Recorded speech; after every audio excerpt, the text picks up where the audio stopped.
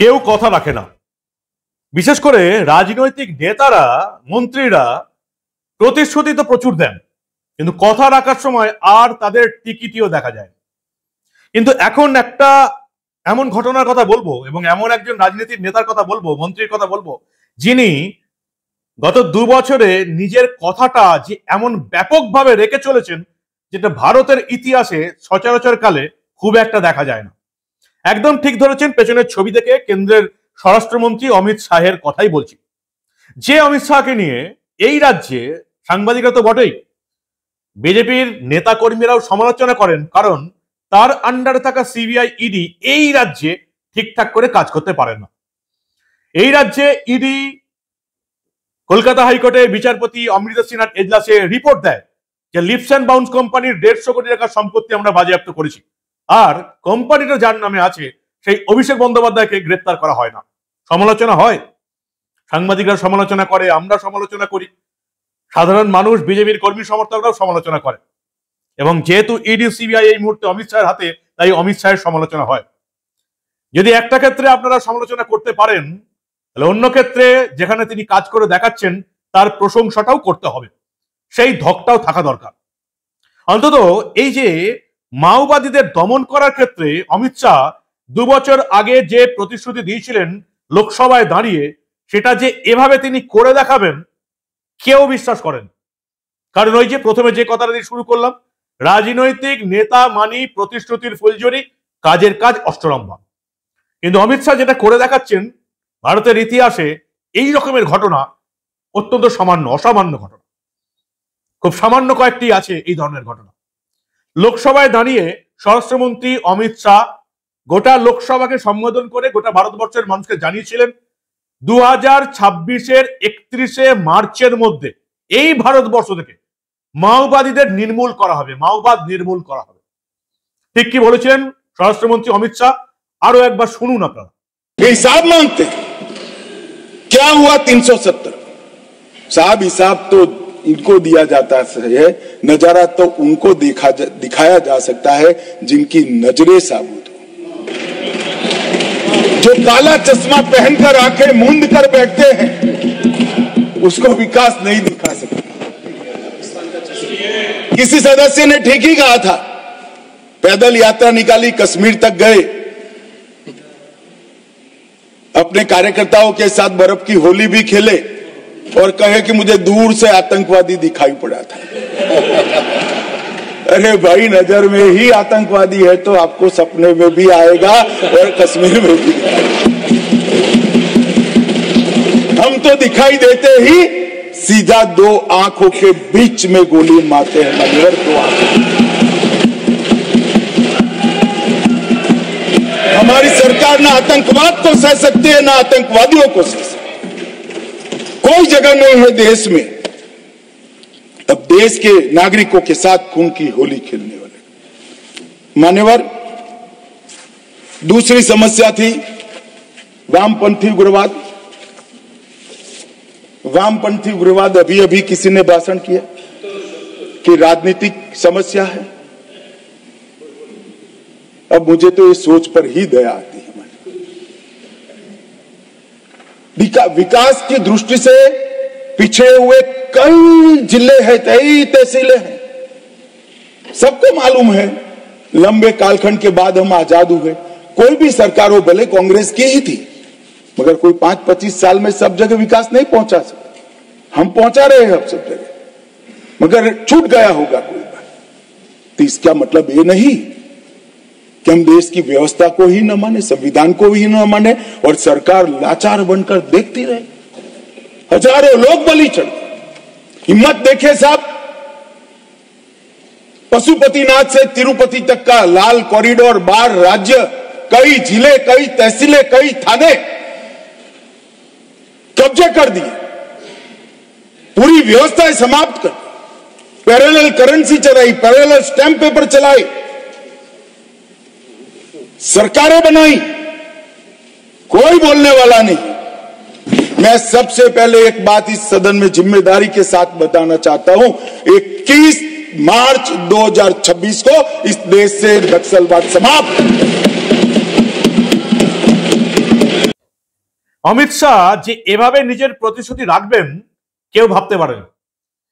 সেই প্রতিশ্রুতি দেওয়ার পর লোকসভায় দাঁড়িয়ে তারপর এই আজ অব্দি কি কি ঘটনা ঘটেছে আপনারা মোটের উপর খবর রেখেছেন।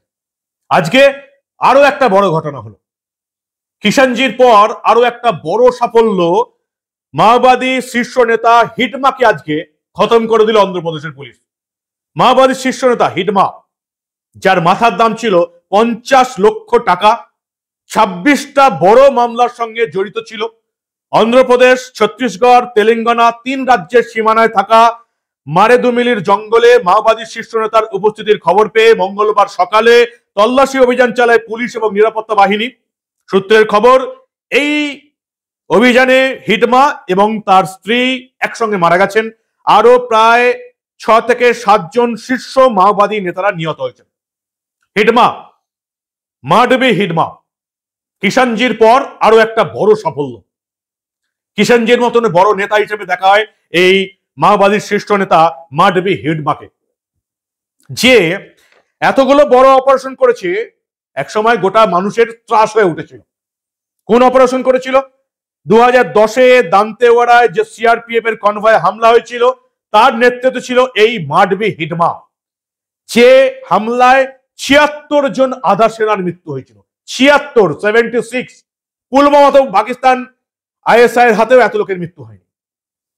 2013 ঝিরাম ঘাটিতে হামলা চালায় হিডমার নেতৃত্বে মাওবাদীরা। সেই হামলাতে কংগ্রেসের কয়েকজন শীর্ষ নেতা সহ 27 জন নিহত হয়েছিল। 2021 সুকমা বিজাপুরে মাওবাদী হামলা হলো, সেখানেও মূল ভূমিকায় ছিল হিডমা। এখানে নিরাপত্তা বাহিনী হাতে 22 জন জওয়ানের মৃত্যু হয়েছিল। হিসেব কষে দেখা গেছে ভারতের নিরাপত্তা রক্ষীদের, বিএসএফ বলুন বা সেনা বলুন, যতটা না সীমান্তে মানুষ মারা যায়, ভারতের সেনা মারা যায়, তার চেয়ে কয়েক গুণ বেশি, কয়েকশো গুণ বেশি মারা যেত এই মাওবাদীদের আক্রমণে। এই 3 যে রাজ্যে, বিশেষ করে অন্ধ্রপ্রদেশ, ছত্তিশগড়, তেলেঙ্গানা। তাই অমিত শাহের ঘোষণা ছিল 2026-এর 31শে মার্চের মধ্যে মাওবাদীদের বিনাশ করা হবে, মাওবাদ খতম হবে। তারপর এই 2 বছরে একের পর এক বড় অপারেশন, শয়ে শয়ে মাওবাদী খতম, শয়ে শয়ে মাওবাদী আত্মসমর্পণ করে, অস্ত্র সমর্পণ করে এখন সমাজের মূল স্রোতে ফিরছে। পশ্চিমবঙ্গ থেকে আগেই সাফ হয়ে গেছে। এরপর এই 3 রাজ্য অন্ধ্রপ্রদেশ, ছত্তিশগড়, তেলেঙ্গানা থেকে ধীরে ধীরে সাফ হয়ে যাচ্ছে মাওবাদীরা। আগে কয়েকশো জেলা এই মাওবাদীদের আন্ডারে ছিল, যেখানে 15ই আগস্টে ভারতের স্বাধীনতার জাতীয় পতাকা উত্তোলন করা যেত না। এই মুহূর্তে আর মাত্র কয়েকটা জেলায়, এই 3 রাজ্য অন্ধ্রপ্রদেশ, ছত্তিশগড়, তেলেঙ্গানার মাত্র কয়েকটা জেলা, ওই ম্যাক্সিমাম 12 থেকে 14টা জেলায় মাওবাদীরা সীমাবদ্ধ হয়ে গেছে। আর আজকের যে অপারেশন, যেখানে মাওবাদীর শীর্ষ নেতা হিডমা মারা গেল, মাথার দাম 50 লক্ষ টাকা, 26টা বড় হামলার সঙ্গে জড়িত, দীর্ঘদিন ধরে এই হিডমার খোঁজ চালাচ্ছিল নিরাপত্তা বাহিনী। মঙ্গলবার সকাল 6টা থেকে 7টার 1 ঘন্টার গুলির লড়াইয়ে খতম মাওবাদী নেতা মাডবি হিডমা এবং তার স্ত্রী। তারও মৃত্যু হয়েছে, স্ত্রী রাজে ওরফে রাজাক্কা। আরো প্রায় 8 জন বড় মাওবাদী নেতার মৃত্যু হয়েছে গুলির লড়াইয়ে। অন্ধ্রপ্রদেশ পুলিশের ডিজি হরিশ কুমার গুপ্ত জানিয়েছেন, মঙ্গলবার সকাল 6টা থেকে 7টা 1 ঘন্টার অপারেশনে 8 জন বড় মাওবাদী নেতাকে খতম করা হয়েছে। এই ছত্তিশগড়, অন্ধ্রপ্রদেশ এবং তেলেঙ্গানা, এই 3 রাজ্যের সীমানায় থাকা মারেদুমিলির জঙ্গলে এই 8 জনের মধ্যে আছে এই মাডবি হিডমা এবং তার স্ত্রী রাজাক্কা, আরো 6 জন বড় মাওবাদী নেতা। গোয়েন্দা সূত্রে খবর, পিপলস লিবারেশন গেরিলা আর্মির 1 নম্বর ব্যাটালিয়নের প্রধান এই মাডবি হিডমা তার বাহিনী নিয়ে ওখানে উপস্থিত ছিল। হিডমার বয়স মাত্র 40 বছর। 40 বছরে এত খ্যাতি লাভ করেছে ভারতের নিরাপত্তা কর্মীদের মেরে। এই মাওবাদীরা এখন সমাজের মূল স্রোতে ফিরছে, অস্ত্র সমর্পণ করছে। তার অন্যতম প্রধান কারণ দেশের স্বরাষ্ট্রমন্ত্রীর এত বড় প্রতিশ্রুতি দেওয়া এবং সেটা পালন করানোর জন্য যা যা করার তিনি তাই করেছেন। ভারতবর্ষ থেকে মাওবাদ খতম করতে, ভারতবর্ষের এই 3 রাজ্যের জঙ্গল থেকে মাওবাদী খতম করতে অমিত শাহ নিজের প্রতিশ্রুতি যেভাবে রাখলেন, ভারত ইতিহাসে তার নাম থেকে যাবে। ওই যে বললাম, ভারত পাকিস্তান বর্ডারে, ভারত বাংলাদেশ সীমান্তে যতগুলো আন্তর্জাতিক সীমান্ত আছে, ভারত পাকিস্তান সীমান্তেও, কাশ্মীরেও, পাঞ্জাবেও এত নিরাপত্তা কর্মী, এত সেনার মৃত্যু হয় না গত কয়েক দশকে। গত 1-2 দশকে মাওবাদীদের হাতে যত নিরাপত্তা কর্মী মারা গেছে, তত নিরাপত্তা কর্মী সীমান্তে মারা যায় না। ফলে দেশের বাইরে থাকা শত্রুরা যত বড় বিপদ, দেশের ভেতরে থাকা এই মাওবাদীরা তার চেয়েও বড় বিপদ। এটা বুঝতে পেরেছিলেন অমিত শাহ। নিজের প্রতিশ্রুতি রাখছেন 2036-এর 31শে মার্চের আগেই যে মাওবাদী পুরোপুরি খতম হয়ে যাবে, সেটা এখন জলের মতন পরিষ্কার হয়ে গেছে। 180 থেকে 250 জন দলকে নেতৃত্ব দিয়ে হিডমা, ছত্তিশগড়ের সুকমা জেলার জনজাতি অধ্যুষিত পূর্ববর্তী গ্রামের বাসিন্দা, আপাতত খতম। মাওবাদ খতম হতে বসছে। আমার তো মনে হচ্ছে 26-এর 31শে মার্চ অব্দি যেতে হবে না, 25-এর 31শে ডিসেম্বরের আগে এই দেশ থেকে মাওবাদী খতম হয়ে যাবে। মাওবাদীদের কোমর আপাতত ভেঙে দেওয়া হয়েছে। ওই 2-4টে স্পটে আছে, মাত্র 3টে রাজ্যের 12 থেকে 14টা জেলায় এখন রয়েছে। সেগুলো যে এই কয়েক মাসে একেবারে শেষ হয়ে যাবে, সেটা এই হিডমার মৃত্যুর পর একেবারে পরিষ্কার হয়ে গেল। কিষেনজির মৃত্যুর পর আরো একটা বড় সাফল্য কথা রাখছেন দেশের স্বরাষ্ট্রমন্ত্রী। আর এইভাবে কোন মন্ত্রীকে, দেশের স্বরাষ্ট্রমন্ত্রীকে লোকসভায় দাঁড়িয়ে যে বড় প্রতিশ্রুতি দিয়েছিলেন, সেটা যে এভাবে রাখবেন, ওই যে বললাম সচরাচর কালে এই রকমের প্রতিশ্রুতি রক্ষার কাজে নেতারা এভাবে ব্যাপকভাবে অভিযান চালাবেন খুব একটা দেখা যায় না, খুব কম দেখা যায়। मैं सबसे पहले एक बात इस सदन में जिम्मेदारी के साथ बताना चाहता हूं, 21 मार्च 2026 को इस देश से नक्सलवाद समाप्त। স্বরাষ্ট্রমন্ত্রীকে অমিত শাহকে স্যালুট জানাই, তিনি দেশ থেকে মাওবাদী নির্মূল করতে বসেছেন। আর আজকে হিডমার খতম হয়ে যাওয়া মাওবাদীদের কফিনে শেষ পেরেক যে পুঁতে দিলেন অমিত শাহ, সেটা আর বলার অপেক্ষা রাখে না। কি বলবেন আপনারা? সমালোচনা যখন করবেন, ভালো করে সমালোচনা করবেন এই রাজ্যে ইডির ভূমিকা নিয়ে। প্রশংসা যদি করতে হয় গোটা দেশের পরিপ্রেক্ষিতে তাকিয়ে, তাহলে সেই প্রশংসাটাও আপনাকে এভাবেই জোর গলায় বলতে হবে। দেশ থেকে এই মাওবাদী একেবারে সম্পূর্ণ বিনাশ করে দেওয়ার ক্ষেত্রে দেশের ইতিহাসে অমিত শাহের নাম কিন্তু থেকে যাবে। কি বলবেন আপনারা? আপনাদের মূল্যবান এবং গুরুত্বপূর্ণ মতামত জানান দা নিউজ বাংলার কমেন্ট সেকশনে। আর দেখতে থাকুন দা নিউজ বাংলা আমদাবাদ। দেশের অভ্যন্তরে, দেশের ইতিহাসে ঘটে যাওয়া এই ধরনের অনেক বড় ঘটনায় চেপে রাখতে দেব না।